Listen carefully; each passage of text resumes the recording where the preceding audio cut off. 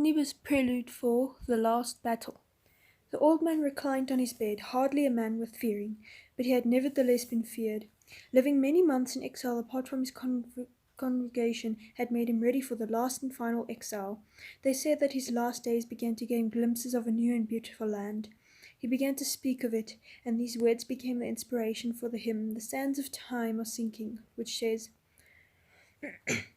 "The sands of time are sinking, the dawn of heaven breaks, the summer morn I've sighed for, the fair sweet morn awakes. Dark, dark hath been the midnight, but dayspring is at hand, and glory, glory dwelleth in Emmanuel's land." This old frail man had faced down kings. Once when James of Scotland had said that the king was the law, or Rex Legs, Samuel Rutherford had answered with his earth-shaking writing, "Rex Legs, the law is king." Foes of tyranny like the founding fathers of America would cling to this book, almost burning it into their memory. Rutherford had suffered so much for his congregation, for his country, and for his faith, but now all of that was fading away. "I shall sleep sound in Jesus, filled with his likeness rise, to love and adore him, to see him with these eyes. 'Tween me and resurrection but paradise doth stand, then for glory dwelling in Emmanuel's land." And so, like the great Rutherford, Lewis contemns the end of the world in the last battle. In this final installment of the Chronicles of Narnia, the world and all it face their end. Like Rutherford, however, they reach the same conclusion. "And glory, glory dwelleth in Emmanuel's land." General information. Significance. The Last Battle outlines both C.S. Lewis' eschatology and his particular form of Christian Platonism. The word eschatology means the study of the last things, and in this book Lewis describes the end of Narnia, and indeed the end of that entire world. With this, Lewis brings his Narnia set full circle. He begins with the creation in The Magician's Nephew, and ends with the Last Judgment in The Last Battle. In between, he has addressed all the great themes of the Christian faith: sin, salvation, relation, and the nature of faithfully living before God. He has done this by means of story, and in this book he brings the whole matter to a genuinely satisfying conclusion. While we will have finished the series with reading of this book, we are never really done with these books. We can always go further up and further in. Main characters. King Trian is the last king of Narnia, and he is a central figure in this book. His dearest friend is the unicorn Jewel. The human children who are summoned from our world to help him are Eustace and Joel, now a few years older than they were in the Silver Chair. The evil ape Shift is responsible for the Great Deception, in which he passes off Puzzle the donkey as return of Aslan. Risada Tarkhan is a Kalamin warrior who helps arrange the betrayal of Narnia. Poggin the dwarf is the only dwarf who remains rural to Aslan and Trinian, and the other dwarfs, not all named individually, are still significant characters in the book. Emeth is a Kalamin warrior who's been accepted by Aslan in the Great Reunion in the True Narnia. Many of the characters from the previous books appear. Of course, as usual, Aslan is the central figure whether he is physically present or not. Summary and setting. The book begins with Shift the ape and Puzzle the donkey. They find a lion's skin and Shift devises the trick of making an Aslan costume for Puzzle. A little after, we meet King Trinian and Jewel at a hunting lodge in the north, away from Chair Paravel. Word comes to the king that the trees are being chopped down and that an angry Aslan has returned to Narnia. Trinian and Jewel go to investigate, and when they discover that the talking horses have been enslaved, in anger they attack and kill the Calamine slave drivers without warning, thus dishonouring themselves by failing to give their enemies a chance to defend themselves. When Trinian realizes he has dishonoured himself by doing this, he surrenders to the Calamines. They bind him, and in his imprisonment he cries out for help from Aslan and the Friends of Narnia. Eustace of Joel arrive and liberate the king, and they begin figuring out a way to resist the evil deceptions that are now being imposed on Narnia. They confront the forces of evil at the stable, and so begins the last battle of Narnia.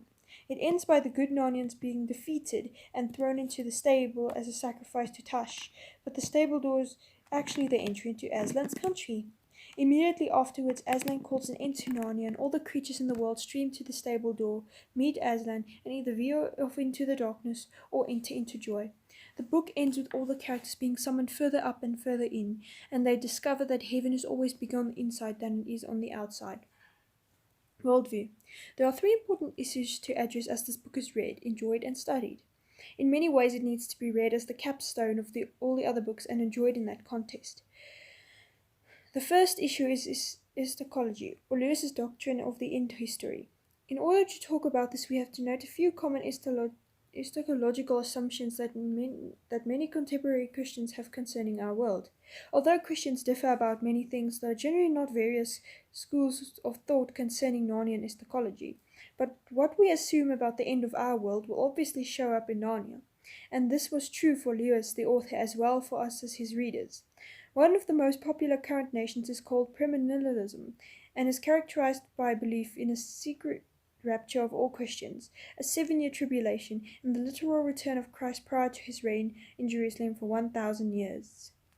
The position is so named because Christ returns before, the 1,000 years millennium. Premillennialism is also common today and that it scarcely needs explanation. Much of popular Christian fiction has focused on this teaching. The reason it is mentioned here is because it is so common that it might be tempted to find the traces of it in Narnia.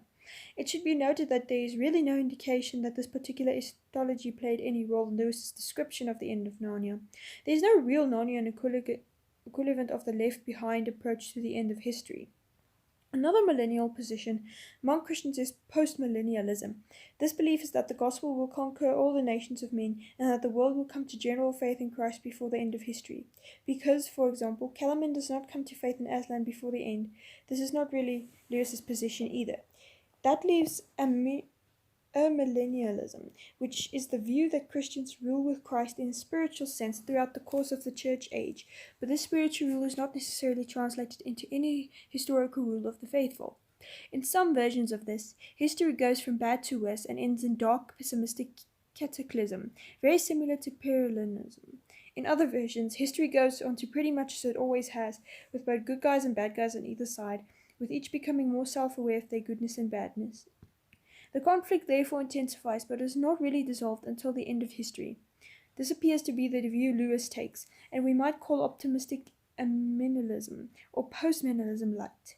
We should identify it as some form of amillennialism, because that entire world is not brought to faith in Aslan, but there are several reasons for calling it an optimistic view. First, although the faithful Narnians lose the last battle, Aslan ends the world almost immediately afterwards. In other words, Chip Paravel is conquered by a sneak attack from Calaman, but how long do the Calamans get to enjoy the fruit of their victory? It is taken away from them almost right away. The intervention is so quick that it is almost erroneous to say the faithful Narnians lost the battle. The second reason is more telling. The history of Narnia runs for 2,555 years. Frank and Helen are established as king and queen in the year 1. Trinian is the king the year Narnia falls. That history is punctuated with 2 difficult periods. The White Witch rules Narnia under her tyranny from the year 900 to the year 1000. Then in 1998, Telmarines invade Narnia. And although their rule is not as bad as that of the White Witch, it is still despotic and is rough on the old Narnians. This line of rulers is beginning with Caspian I and the ending with Urshipa Miraz. Was 305 years. These are the 2 bad patches of road, lasting for a total of 405 years. What is Narnia like in the intervening 2,150 years? Fortunately, Jewel tells us. But the unicorn explained to Jill that she was quite mistaken. She said that the sons and daughters of Adam and Eve were brought out of their own strange world into Narnia only at times when Narnia was stirred and upset. But she mustn't think it always like that.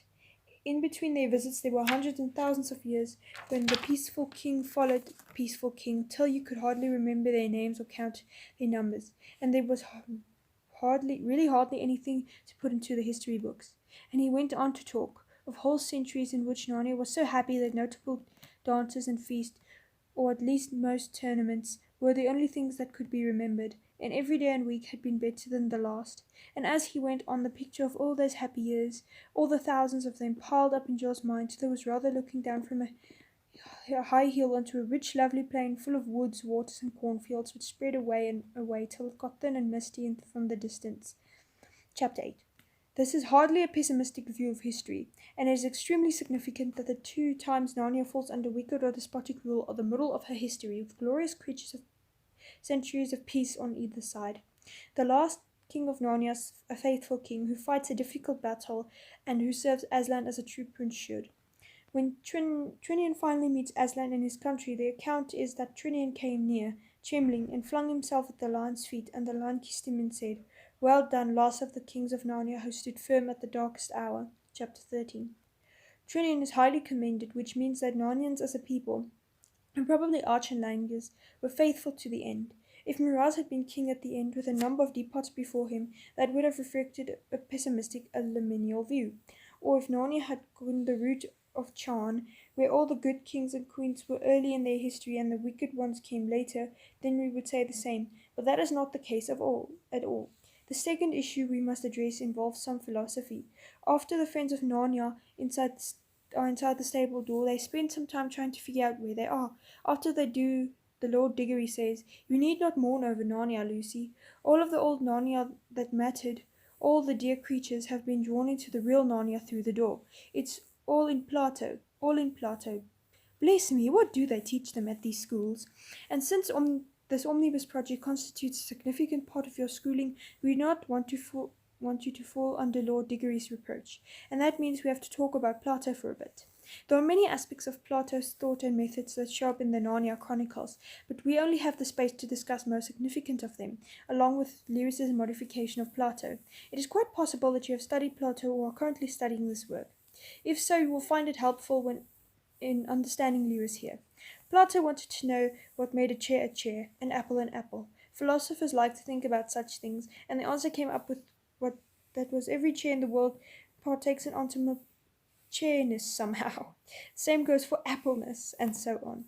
Chairness, appleness, bookness all inhabit the realm of forms, which was the ultimate spiritual place. In the realm of forms you would encounter the ultimate chair, and every chair that you ever saw on earth was what it was simply because it was participating somehow in that chair. You should be able to see at once how this relates to Aslan country. The Narnia they had all known and loved was not the real Narnia, not the ultimate Narnia. The Narnia outside the stable door was in the Shadowlands, and the Narnia inside was the real Narnia. Further, the Narnia they had fought and died for was only what it was because of its participation in the Narnia of Aslan's country. So far, this appears to be a frightfully straightforward application of Plato, but Lewis gives us several significant adaptations. First, in Lewis, the process does not appear to stop. Aslan keeps growing bigger as those who serve him and grow, and they keep growing forever. This is typified by the fact that the further up and further in motive never really stops. When they get to the center of the true Narnia and into the garden there, they discover that the garden is bigger on the inside than it was on the outside. In Lewis's application of this, we do not have an upper story world with all the forms in it, and then we have a lower story with all the shadows. Rather, we are peeling in an unfortunate onion, with us discovering that each ring, when we get to it, is bigger and more real than the previous one. The realm of forms replaces another and previous one. One realm of forms replaces another, and each realm of the forms that we pass out falls us behind us into the Shadowlands. There's nothing wrong with the Shadowlands, it's just more reality is always in front of us. This is glorious and mystical vision, although admittedly hard to sketch on the blackboard. Another distinctive contribution that Lewis makes to this vision is found in his very Christian view of matter. The Greek or Hellenistic tendency, which Plato certainly represents, has to view with the ultimate things rationalistically. Understood only by the mind, and only by the realm of mind or spirit represented that which was only truly real.